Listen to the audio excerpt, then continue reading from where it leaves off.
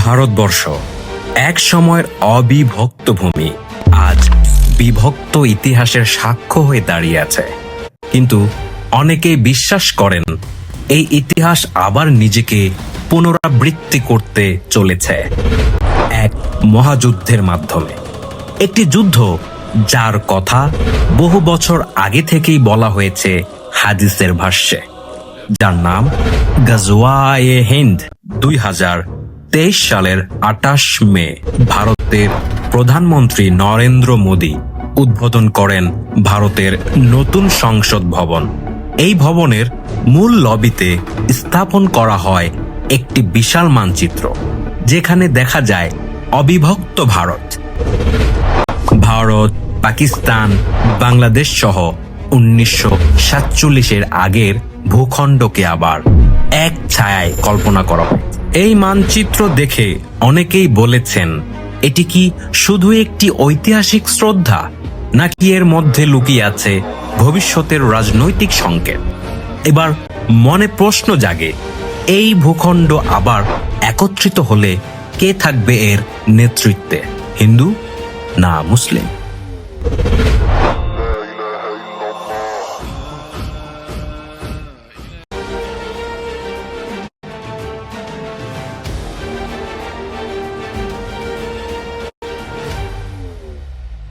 রাসূলুল্লাহ সাল্লাল্লাহু আলাইহি ওয়াসাল্লাম বলেছেন, তোমাদের একটি দল অবশ্যই হিন্দুস্তানের সাথে যুদ্ধ করবে।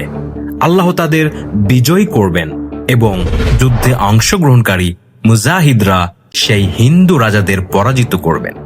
যখনই তারা ভারত জয় করার পর ফিরে আসবেন, তখনই তারা খবর পাবেন ঈসা ইবনে মারিয়াম সিরিয়ায় অবতরণ করেছেন। এই যুদ্ধকে অনেক ইসলামী পণ্ডিত গাজওয়ায়ে হিন্দ নামে চিহ্নিত করেছেন। এই যুদ্ধ শুধু একটি সামরিক সংঘর্ষ নয়, বরং এটি হবে আখেরি যুগের একটি গুরুত্বপূর্ণ অধ্যায়, যেখানে সত্য ও মিথ্যার মাঝে হবে শেষ মোকাবেলা। হযরত আবু হুরায়রা রাদিয়াল্লাহু আনহু বলেন, যদি আমার জীবদ্দশায় এই যুদ্ধ আসে, আমি আমার সমস্ত সহায় সম্পত্তি বিক্রি করে এতে যোগ দেব। আর আল্লাহ আমাদের বিজয় দিলে যুদ্ধ শেষে আমি ফিরব একজন মুক্ত মানুষ হিসেবে। আর যদি তখন জানতে পারি ঈসা ইবনে মারিয়াম সিরিয়ায় অবতরণ করেছেন, আমি ছুটে যাব তার কাছে এবং গর্ব করে বলবো, আমি মুহাম্মদ সাল্লাল্লাহু আলাইহি ওয়াসাল্লামের সাহাবী। অনেক ইসলামিক পণ্ডিত বলেন, প্রায় 1300 বছর আগে যখন উমাইয়া খিলাফতের সময়কাল ছিল এবং ওয়ালিদ বিন আব্দুল মালিক ছিলেন তখনকার শাসক, তখন ইরাকের গভর্নর ছিলেন এক শক্তিশালী ও বিতর্কিত ব্যক্তি, হাজ্জাজ ইবনে ইউসুফ। তিনি তার রাজত্বের সময়কালে তার মাত্র 17 বছর বয়সী ভাগ্নে মোহাম্মদ বিন কাসিমিকে মুসলমান বাহিনীর সেনাপতি করে পাঠান আল হিন্দ অর্থাৎ উপমহাদেশের দিকে। এই আক্রমণে মোহাম্মদ বিন কাসিম উপমহাদেশের বেশ কয়েকটি রাজ্য দখল করে নিয়েছিলেন। অনেক ইসলামী পণ্ডিত মনে করেন এটি ছিল গাজওয়ায়ে হিন্দ এর প্রথম বাস্তব অভিযান, যা পরবর্তীতে ভবিষ্যতের যুদ্ধের রূপক ধারণা হয়ে দাঁড়ায়। কিন্তু বেশিরভাগ ইসলামী পণ্ডিত এটাই মনে করেন যে এটা কখনোই গাজওয়ায়ে হিন্দের যুদ্ধ ছিল না, কারণ বিভিন্ন হাদিসের মতে এই যুদ্ধ ইমাম মাহদীর পৃথিবীতে অবতরণের পরেই হবে। যখন পুরো উপমহাদেশে হিন্দুদের রাজত্ব থাকবে, ঠিক সেই সময় একদল মুসলমান যোদ্ধা এই অঞ্চলকে আক্রমণ করে হিন্দু রাজাদের পরাজিত করে তাদেরকে নিয়ে যাবেন ইমাম মাহদীর কাছে। আর তারপর এই মুসলমান যোদ্ধারাই ইমাম মাহদীর সঙ্গে ফিলিস্তিনের দিকে রওনা হবে। এই সকল বর্ণনা থেকে স্পষ্ট বোঝা যায় যে এই যুদ্ধ কেবল ভারত পাকিস্তানের যুদ্ধ নয়, বরং যখন পৃথিবীর সকল মুসলমান কাফিরদের অত্যাচারে অতিষ্ঠ হয়ে যাবে, তখন আল্লাহ তাআলা ইমাম মাহদীকে পৃথিবীতে প্রেরণ করবেন এবং ইমাম মাহদী মুসলমানদের শত্রুদের 2টি যুদ্ধে পরাজিত করবেন। তার মধ্যে একটি হলো গাজওয়ায়ে হিন্দ। এই সব যুদ্ধে জয় লাভ করার পর যখন মুসলমানরা পুরো দুনিয়াতে শান্তিতে বসবাস করা শুরু করবে, তখন শুরু হবে আরেকটি নতুন অধ্যায়, দাজ্জালের আগমন। কিন্তু এদিকে আধুনিক ভারতেও একটি আলাদা মতাদর্শ গড়ে উঠেছে, যা অখণ্ড ভারত নামে পরিচিত। এই আদর্শ অনুসারে 1947 সালে ভারত, পাকিস্তান এবং পরে জন্ম নেওয়া বাংলাদেশ সহ উপমহাদেশের বিভক্ত অংশগুলো একদিন আবার একত্রিত হবে, এই বিশ্বাস অনেকেই পোষণ করছেন। কিন্তু বিজেপি নেতা সহ অন্যান্য দলের বিভিন্ন নেতা প্রকাশ্যে এই বিষয়কে সমর্থন জানিয়েছেন এবং অনেক ভারতীয় বিশ্বাস করে যে ইতিহাসের ধারাবাহিকতায় একদিন উপমহাদেশ আবার ঐক্যবদ্ধ হবে। এই অখণ্ড ভারত ভাবনার সূত্রপাত হয় আরো অনেক আগেই। যখন সমগ্র ভারতবর্ষ ব্রিটিশদের অধীনে ছিল, তখন হিন্দুদের পক্ষে একটি রাজনৈতিক দল গঠিত হয়, নাম ছিল হিন্দু মহাসভা।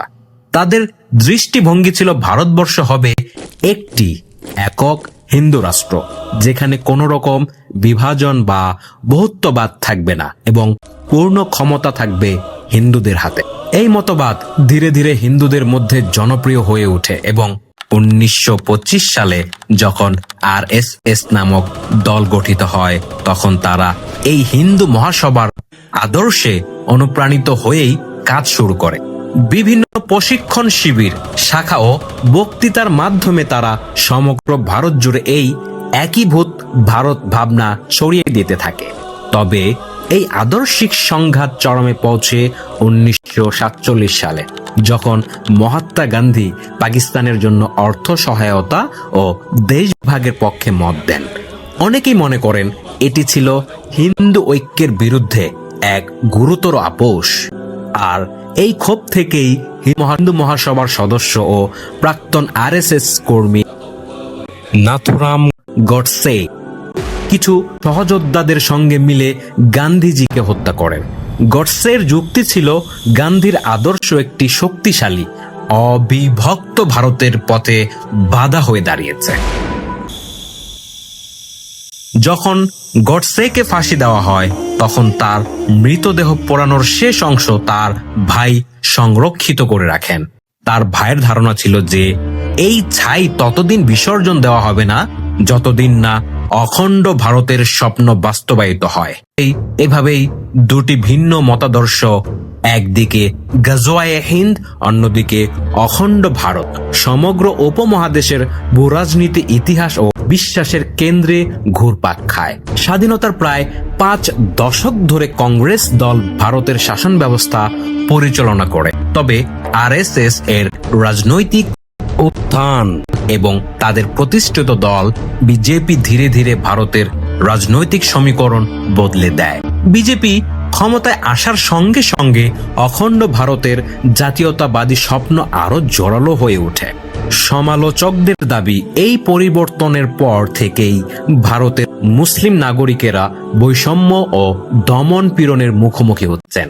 হিজাব নিষিদ্ধের আহ্বান, নোটিশ ছাড়া বস্তি ও দোকান ভাঙচুর, এমনকি সম্পত্তি অধিগ্রহণের অভিযোগও শোনা গিয়েছে। তাদের ভাষ্যে এগুলো অখণ্ড ভারত গঠনের প্রাথমিক পদক্ষেপ। তাহলে এখন প্রশ্ন, অখণ্ড ভারত ও গাজওয়ায়ে হিন্দ কি শেষ পর্যন্ত মুখোমুখি সংঘর্ষে গিয়ে ঠেকবে? বাস্তবতা হলো ভারত ও পাকিস্তান দুটি দেশই পারমাণবিক শক্তিধর। এক পক্ষ হামলা করলে অপর পক্ষ পাল্টা পারমাণবিক আঘাত হানতে পারে, যা মানবতা ও সব ধর্মীয় মূল্যবোধের পরিপন্থী। বিশ্ব সভ্যতা, বিশেষত ইসলাম, এমন ধ্বংসাত্মক যুদ্ধকে সমর্থন করে না। হাদিসের আলোকে অনেকে মনে করেন গাজওয়ায়ে হিন্দ তখনই ঘটবে যখন পৃথিবী জুড়ে মুসলমানদের উপর নিপীড়ন সীমা ছাড়িয়ে যাবে এবং আত্মরক্ষাই একমাত্র পথ হয়ে উঠবে। নবী করিম সাল্লাল্লাহু আলাইহি ওয়াসাল্লামের সমগ্র জীবন পর্যালোচনা করলে দেখা যায় তার সব যুদ্ধই প্রতিরক্ষামূলক ছিল। সুতরাং বর্তমান পরিস্থিতিতে কোন পক্ষ প্রথম আক্রমণ করবে কিংবা আদৌ করবে কিনা তা নির্ভর করছে রাজনৈতিক প্রজ্ঞা, আন্তর্জাতিক আইন ও পারস্পরিক সহনশীলতার উপর। প্রিয় দর্শক বন্ধুরা, গাজওয়ায়ে হিন্দ এবং অখণ্ড ভারত সম্পর্কে বিস্তারিত তথ্য জানার পর আপনার মতামত কি সেটা কমেন্ট বক্সে জানান। ভিডিওটি ভালো লাগলে লাইক করুন, শেয়ার করুন এবং চ্যানেলটি সাবস্ক্রাইব করে আমাদের পাশে থাকুন। কথা হবে পরবর্তী কোনো ভিডিওতে। আসসালামু আলাইকুম ওয়া রাহমাতুল্লাহ।